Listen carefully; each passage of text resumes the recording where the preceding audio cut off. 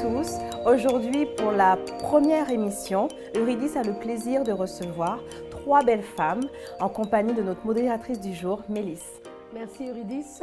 Merci à vous qui nous regardez. J'espère que vous avez pris déjà un fauteuil, une bouteille d'eau ou un jus ou un cocktail et que vous êtes bien allongés parce que cette émission va être de tonnerre parce qu'on parle d'un thème qui, pendant très longtemps, s'est opposé, on va dire, dans nos familles, dans les entreprises, à gauche et à droite. On parle de la revalorisation de la beauté au pluriel au Gabon.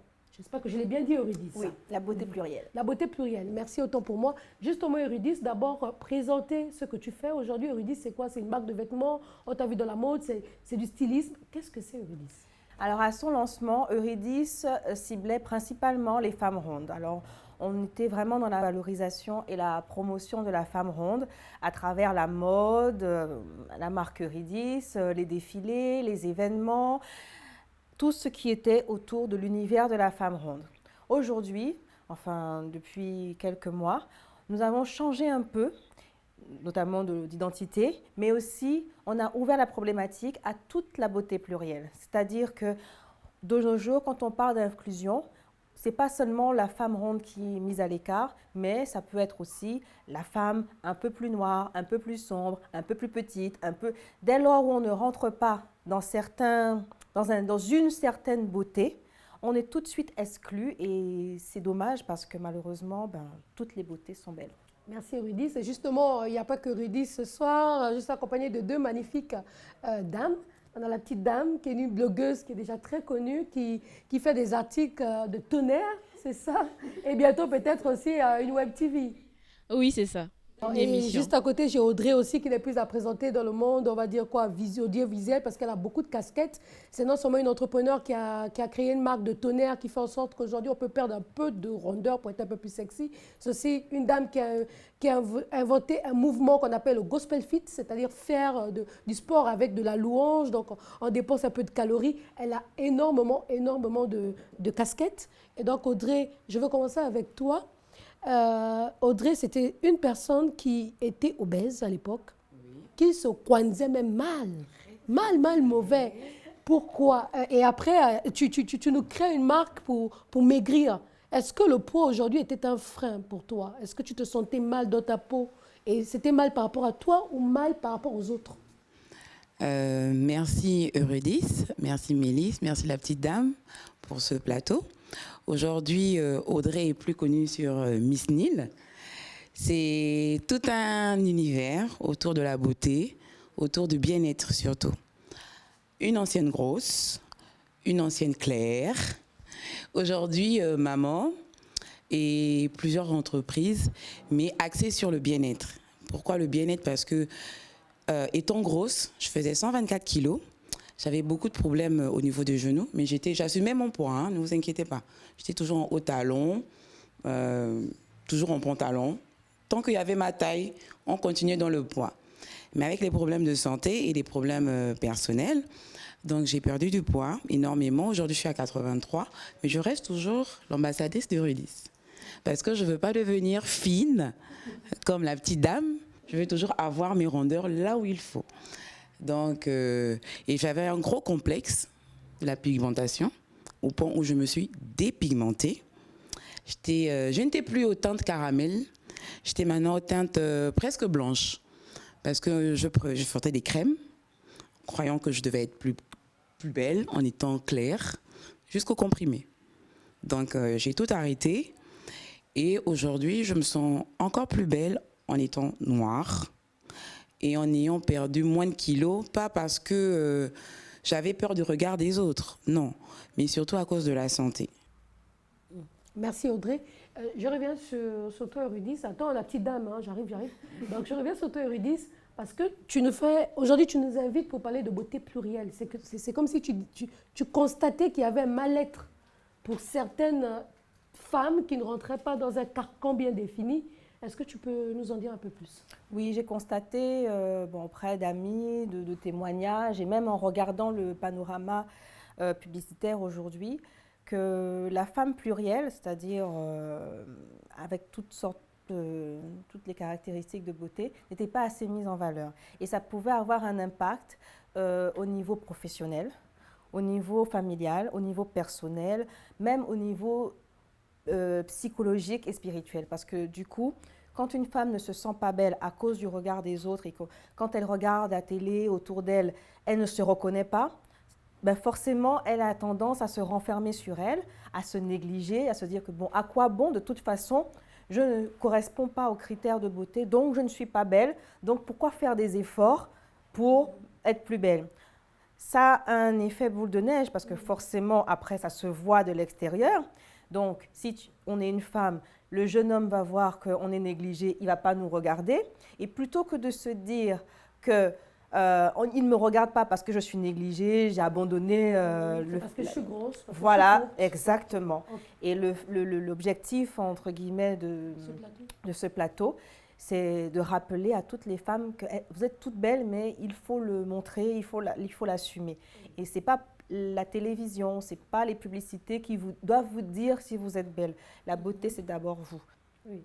C'est d'abord s'accepter tel qu'on est. Voilà. Si vous vous sentez bien dans votre peau, bien dans votre tête. Moi, Audrey, je l'ai connue effectivement. Hein, elle avait combien? 124 kilos. On dirait pas. Mais quand elle marchait, les garçons se retournaient, on la regardaient. Parce que justement, on ne voyait plus une femme grosse, on voyait une femme qui s'assume. Tout à l'heure, elle est arrivée sur le plateau, il y avait des gens. On a tout de suite vu qu'elle est belle. Parce que c'est l'attitude qui a fait qu'elle est belle. C'est pas si elle se fiait au regard des gens en disant que bon, je ne suis pas métisse, je ne suis pas comme ci, je ne suis pas comme ça, je ne suis pas... Bon, elle aurait une attitude plus renfermée. Elle viendra avec un gros cabangono. Voilà, une vie sociale réduite, des opportunités d'emploi réduites, et puis ainsi de suite, ainsi de suite. Et ça peut briser une vie, en fait, à la fin. Merci. Et justement, Malvina Leslie, je vais prendre Malvina. Malvina, tu es une blogueuse très connue. Le blog, c'est La Petite Dame. Justement, là, on ne parle plus de grosses, on ne parle plus de peau métissée, de dépigmentation, mais là, on parle de taille. Parce que là, quand même, se dire La Petite Dame, c'est qu'il y a peut-être un petit problème ou qu'est-ce que c'est pas un problème? Ça a été un problème, effectivement, à une époque, par rapport au regard des gens, mais... c'est plus un problème pour moi, c'est devenu une identité. Du coup, j'ai voulu que ce soit le nom de ma marque, donc La Petite Dame. D'accord. Aujourd'hui, tu es aussi sur ce plateau invité, c'est parce que nous sommes tombés sur un article qui a quand même un fait assez chaud, hein, beaucoup de discussions et tout ça. C'était la fétichisation, j'y arrive, des métisses. Peux-tu nous parler de cet article et le pourquoi? Alors déjà, tous mes articles partent de mon regard sur la société. J'ai remarqué qu'il y avait que les métis avaient les métis de peau, enfin les plus clairs de peau avaient un certain privilège par rapport aux femmes plus foncées. Et pour moi, c'était déjà un héritage lié à tout ce qui est esclavage, racisme, qui a été intégré dans le cerveau des Noirs, même entre eux. Parce que même nous-mêmes, on ne fait même plus la différence entre... on ne se pose plus la question, est-ce qu'on doit considérer la personne par rapport à ses compétences, par rapport à sa personnalité. Mais dès qu'on voit une métisse, on la met dans une case. Elle a déjà un standing. Quand on voit une fille plus noire, on se dit déjà, non, elle, c'est un acquis. La métisse, c'est la réussite, c'est la classe, c'est la douceur. On traitera une métisse avec plus de privilèges. Elle n'est pas loin des blancs, en fait. Voilà, c'est ça, c'est exactement ça. Et ça, c'est dans tous les milieux, que ce soit dans le travail ou dans la famille même, parce que quand on a une fille un peu plus claire dans la famille, c'est la blanche et tout ça. Et donc, j'ai voulu écrire là-dessus pour interpeller les consciences aussi par rapport à ça. Et comment ça a été pris au niveau des commentaires? Ça a été bien pris, mais surtout... On n'est pas contre vous, nos sœurs. On avait invité justement une métisse ici, mais elle n'est pas venue. Donc, comment ça a été pris? Non, mais ce qui est drôle, c'est que ça a été bien pris, mais surtout par les métisses. Parce que dans la deuxième partie de mon article, j'explique justement que c'est un mal aussi, c'est un fardeau pour elles. J'ai appelé même la partie le poids de la couleur. Parce que malheureusement, quand une métisse fait quelque chose... Ben on la met dans une catégorie. C'est une chisa. C'est une fille de... Mais alors, peut-être qu'elle s'est battue pour justement avoir cette entreprise-là, pour monter ce projet-là. Mais c'est devenu quelque chose qui est devenu un fardeau pour certaines. Donc oui, j'ai reçu de bons retours, mais surtout des métis. Que ce soit hommes comme femmes. Alors, très bien alors. Audrey, on revient à toi parce que la perte de poids, finalement, c'est une affaire de santé. C'est pas parce que tu te sentais très, très mal. Mais aujourd'hui, tu conseilles à des femmes qui sont, on va dire quoi, obèses, qui sont en poids, tu fais une gamme qui leur permet de maigrir. Est-ce que cette phase, comment on peut interpréter ça? Est-ce que tu leur dis, ben, je me dis, vous vous sentez très mal, je vous aide à vous sentir mieux. Comment on peut interpréter la création d'une marque pour maigrir? Déjà, pour la petite histoire, la marque, je la crée pour d'autres, en fait. Parce que moi-même, j'ai fait ma tisane. J'ai perdu du poids parce que j'avais un ligament croisé. Et des amis m'ont dit, bah, tu as perdu du poids, nous, on en veut aussi. Je donnais la recette de base, faites à la maison. Non, fais et puis tu nous commercialises la tisane, en fait. Et après, c'est devenu une marque. On a commencé avec la tisane, après des pommades, après des débardeurs de sudation, jusqu'à des couples qui veulent maigrir ensemble. Mais c'est pas pour stigmatiser les gens, en fait. C'est pas dire que quand on est gros, ou quand on est en surpoids, ou quand on se sent gros, parce qu'il y a des gens qui se sentent gros. Ils sont minces, mais ils se sentent gros. Quand on veut perdre du poids, c'est d'abord pour la santé. Quand je demande aux gens, quand vous voulez perdre du poids, c'est pourquoi? Bon nombre de personnes te disent que c'est pour la santé.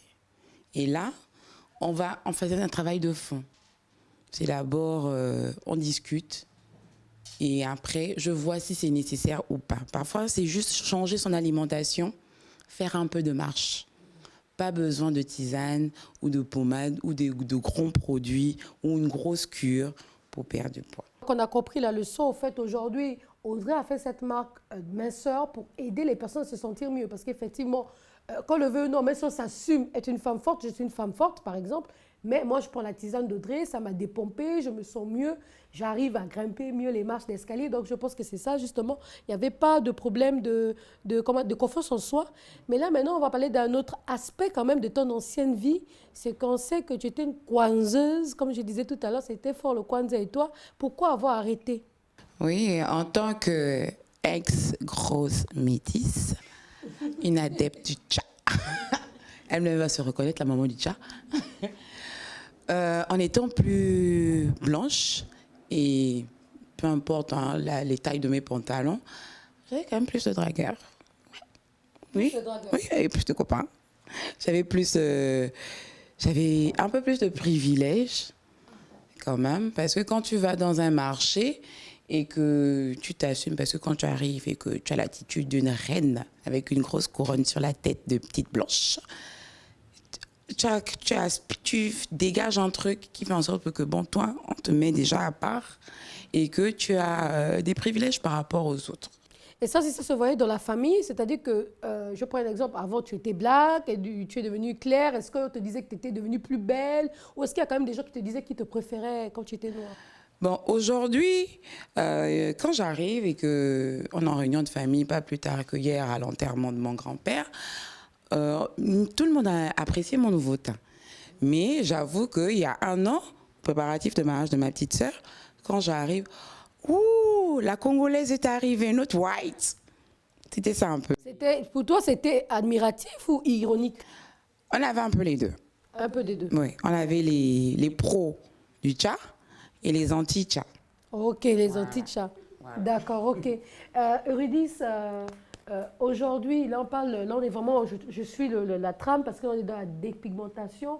Pourquoi, selon toi, on se dépigmente? Est-ce que vraiment, là, tout à l'heure, elle a pris son propre cas, elle a plus de dragueur. Quand elle arrivait quelque part, c'était d'abord elle avant les autres. Selon toi, aujourd'hui, la dépigmentation, pourquoi?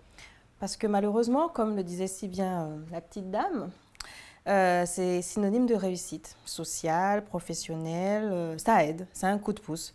Donc, si je ne m'aime pas telle que je suis, comme je l'ai suggéré tout à l'heure, ben, je vais faire en sorte de me modifier pour pouvoir accéder aux privilèges de ceux qui ne sont pas comme moi. Et malheureusement, ça a des effets sur la santé, aussi bien physique que psychologique. Et on n'en parle pas assez, justement, et c'est vraiment dommage. Je n'ai rien contre les commerçantes qui font du tcha. Je ne veux pas briser leur commerce, mais je pense aussi qu'il y a une niche pour celui ou celle qui voudrait se lancer dans la cosmétique de valorisation des peaux noires, très noires, parce que dès lors où on aura réussi à travers des plaidoyers comme aujourd'hui, des actions, des campagnes, à faire comprendre aux gens que la beauté, c'est surtout la beauté intérieure qui se fait ressortir à l'extérieur, à ce moment-là, il y aura une forte demande, comme on l'a vu pour les produits capillaires et la vague nappy, etc. Et de plus en plus, on retournera vers un naturel qui fera que la métisse sera toujours belle, on ne va pas lui enlever ça, mais la noire aussi sera belle. La très très noire couleur ébène sera belle, la caramel sera belle. Et tout ça, en fait, fera en sorte que de nouveaux segments vont se créer. Ça peut être une idée de business, on ne le sait jamais. Si parmi nous, il y en a qui veulent se lancer, ils ne savent pas dans quoi. Voilà. Et je n'irai pas jusqu'à dire que je souhaiterais que, comme dans certains pays comme le Rwanda, le gouvernement interdise ces produits. Mais je pense que ce serait une bonne idée quand même parce que ça atteint la santé. Et dès lors où la santé est mise en danger, il faut agir. Je pense qu'on va pas aller plus là-bas parce que aussi, je pense que c'est aussi un droit. Ça doit être aussi un droit de vouloir, oui ou non, être plus clair ou pas. Mais moi, peut-être on va dire quoi, ce qui gâche, c'est que de le faire parce qu'on ne se sent pas à l'aise. On voudrait rentrer dans des faveurs. Moi, je pense que c'est ça le problème. Si quelqu'un paye une gamme éclaircissante et qu'elle veut juste être belle, mais si quelqu'un prend une gamme éclaircissante parce qu'elle se dit qu'avec ça, je vais pouvoir avoir le job que je n'arrive pas à avoir, parce que je suis noire, je vais faire des affaires que je n'arrive pas à faire parce qu'on est noir, là, il y a un problème. Et justement, dans ton article, est-ce qu'aujourd'hui, ce sont les métis qui ont un problème, c'est les fabricants des crèmes éclaircissantes, où il y a carrément un problème peut-être lié à l'histoire, ou les gènes, ou la famille, ou... Voilà. Le problème vient de loin, le problème vient de très loin, ça vient de notre histoire, ça vient de notre société, de comment elle a été bâtie, comment les Noirs ont eu toujours du mal à s'approprier leur beauté parce qu'on leur a toujours refusé ça. Que ce soit par rapport aux cheveux crépus, que ce soit par rapport à la couleur de peau, ça a toujours été refusé. Le cheveu crépus est considéré comme le mauvais cheveu. C'est maintenant qu'on en sort un peu et grâce à Dieu, heureusement, il y a de plus en plus grâce à la vague nappy. Et c'est pour ça que j'ai envie de dire qu'au-delà de toutes ces causes-là, il y a aussi l'effet de la représentation dans les médias, sur les réseaux sociaux, parce que la vague nappy vient des réseaux sociaux. C'est grâce aux blogueuses américaines, des femmes de la diaspora en France et tout ça, qu'on a pu voir que c'était possible d'avoir des cheveux crépus et de les assumer. Et je pense que si on voyait aussi plus de femmes noires, mais pas noires un peu claires, façon non, mais noires comme toi ou moi, ou plus noires, tu vois. Comme au Soudan. Voilà, si on voyait plus de femmes noires à la télé, à Hollywood, parce qu'on a toujours ce regard là vers les États-Unis et tout ça, vous vous rendez compte qu'en 2021, il y a encore des Lupita Nyong'o qu'on voit comme des exceptions, alors que c'est une globalité en fait. Il y a plein de Lupita en Afrique, plein de Lupita en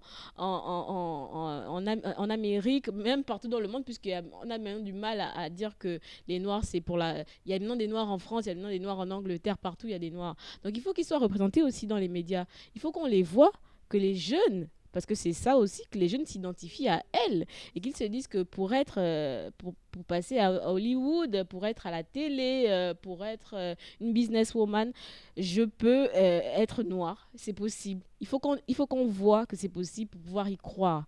Et c'est ça qui manque en fait en ce moment dans la société gabonaise. Oui, et je suis complètement d'accord. Moi, étant une femme des médias, je vais aller même pas seulement que dans la dépigmentation. Moi, pour la petite histoire, ceux qui me connaissent, 10 ans avant, je n'étais pas en surpoids. Je suis rentrée dans le surpoids avec la naissance de mon deuxième enfant. Je bénis tout ce que Dieu fait est bon. Mais après, dès que j'ai pris du poids, ça a été assez très difficile. Les gens comme ça disent, oui, t'es grosse. Quand tu vois la télé, c'est plus ça, t'es grosse. Et je me suis dit, est-ce qu'il faut que j'arrête parce que je suis devenue grosse ou est-ce qu'il faut que je m'assume? Mais c'est ça, moi, ça a été difficile. Parce qu'effectivement, quand tu vois toutes les chaînes de télé, tu vois des filles minces, des filles brunes. Si c'est même noir, c'est un caramel. Donc, toi, tu te dis, mais mon Dieu, moi, je vais venir faire quoi là? À un moment donné, je me suis dit, c'est plus ma place même d'être maître de cérémonie. Mais après, comme on dit, et là je pense que c'est comme disait Rudy, c'est une affaire d'estime de soi. Parce qu'après, moi, je me suis regardée devant la glace, je me suis dit, mais écoute, tu es toujours Mélisse. Mélisse n'est pas une question de peau, Mélisse n'est pas une taille. Mélisse, c'est Mélisse. Il y a quelque chose à l'intérieur qui fera que quand toi tu prends le micro, eh ben c'est toi. Et je recommençais de mettre de cérémonie, je suis même très sollicitée. Et avant, je me disais que les mariés vont dire, mais la grosse, elle va venir faire quoi quand elle va animer mon mariage? Elle va peut-être tomber, mais non, je suis hyper sollicitée par les femmes et même les hommes. Et donc, vous voyez qu'effectivement, la plus grande bagarre, elle est d'abord dans la tête. C'est vrai qu'il faudra penser aux médias, mais il faut être réaliste. Le monde, il ne se fait pas comme ça, quoi. Les mauvaises habitudes, vraiment, elles ont la vie dure. Les médias vont d'abord rester au moins comme ça pendant 20 ans. Clairement. Voilà, donc ça veut dire que la bagarre doit d'abord se faire du côté opposé. Nous, on doit motiver les médias à accepter des femmes pleines à la télé. D'où des excellentes initiatives comme ça où on a la possibilité de libérer la parole aux femmes, et qu'elles puissent s'exprimer parce qu'on a tendance à nous imposer des choses qu'on ne maîtrise pas forcément.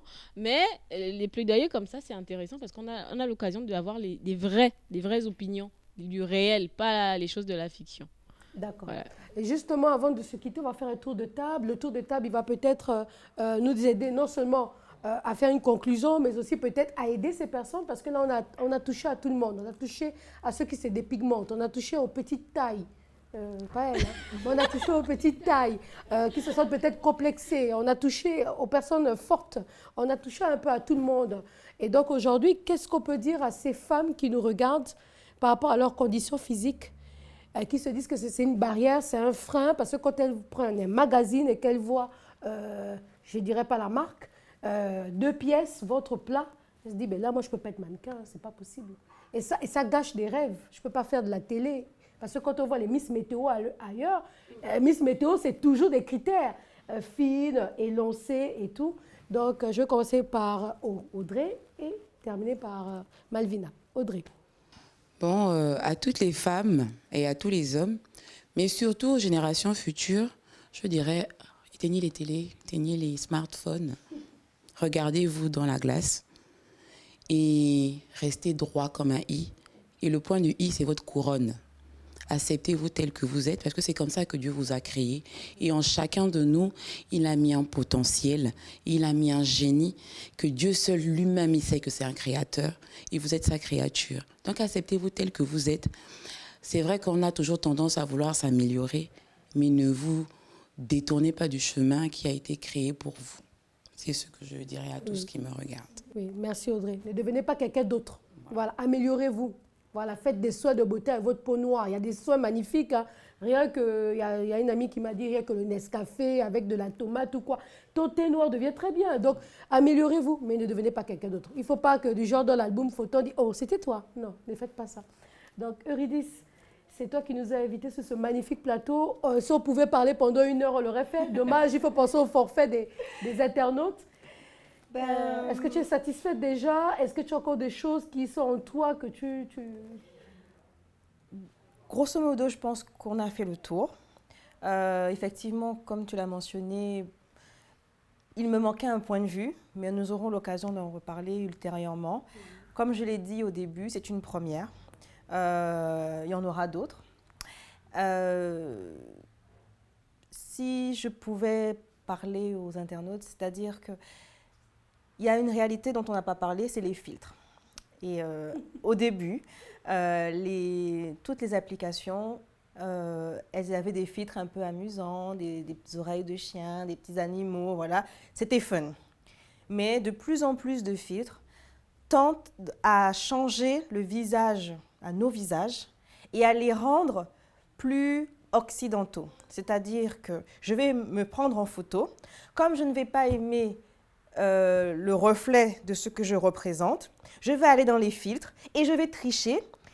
Et tous les filtres, la majorité, vont me donner un nez fin, des pommettes qui rentrent, on va mincir le visage, limite même on change l'apparence des cheveux. Et ça, vraiment, je suis totalement contre. Parce que il y a la vie des réseaux sociaux, comme disait Audrey, mais il y a aussi la vraie vie.